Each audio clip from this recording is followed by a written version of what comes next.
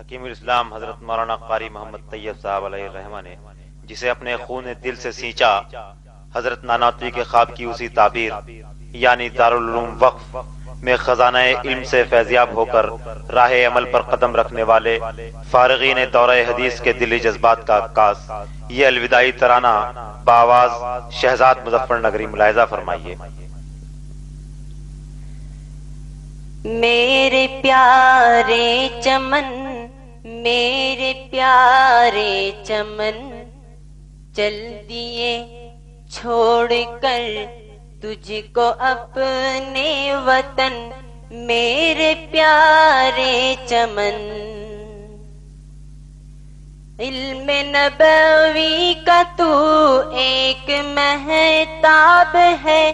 ذرہ ذرہ یہاں تجھ سے آباد ہے، رحمت رب کا تو ایسا ایک باب ہے،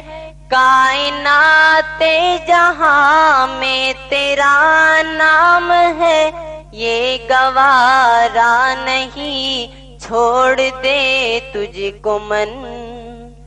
یہ گوارا نہیں چھوڑ دے تجھ کو من، چل دیے چھوڑ کر تجھ کو اپنے وطن، میرے پیارے چمن۔ مثل بلبل یہاں چہچہاتے رہے، تیرے گلشن میں دل کو لبھاتے رہے، رحمت رب سے ہم فیض پاتے رہے، تیرے دامن میں ہم گل کھلاتے رہے، کتنا گلزار ہے تیرا مشکی بدن، کتنا گلزار ہے تیرا مشکی بدن، چل دیے چھوڑ کر تجھ کو اپنے وطن، میرے پیارے چمن۔ یہ مدرسہ ہے اخلاص کا گلستاں، اس چمن کے ہے سالم میاں باغباں، اور انظر ہے تعلیم کے پاس باں، ہر گھڑی ہم پہ حضرت کا ہو صاحباں، یاد رکھنا ہے سب کو تجھ کو گگن، یاد رکھنا ہے سب کو تجھے اے گگن، چل دیے چھوڑ کر تجھ کو اپنے وطن، میرے پیارے چمن۔ شان اسلم تو یاروں ہے سب پہ آیا، ان کی تعریف ہم سے ہو کیسے بیاں، جتنے استاذ تھے سب ہی تھے مہرباں، ان کی شفقت سے مسرور رہتے یہاں، ہوں میں کیوں کر جدا تو ہی بتلا زمن، ہوں میں کیوں کر جدا تو ہی بتلا زمن، چل دیے چھوڑ کر تجھ کو اپنے وطن، میرے پیارے چمن۔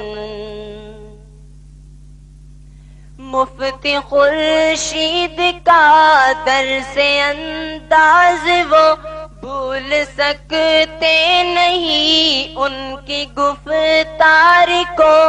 ان کی محنت و شفقت کا ہے یہ صلہ،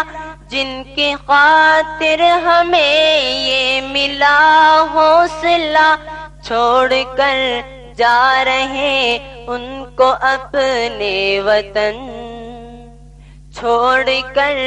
ہم چلے ان کو اپنے وطن، میرے پیارے چمن، میرے پیارے چمن، میرے پیارے چمن۔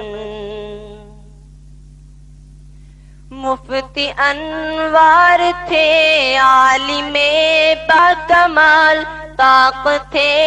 علم میں، فن میں تھے بے مثال، ان کی گفتار انوکھی نرالی مثال، ان کے جیسا ہے ملنا بہت ہی محال، قبر میں اے خدا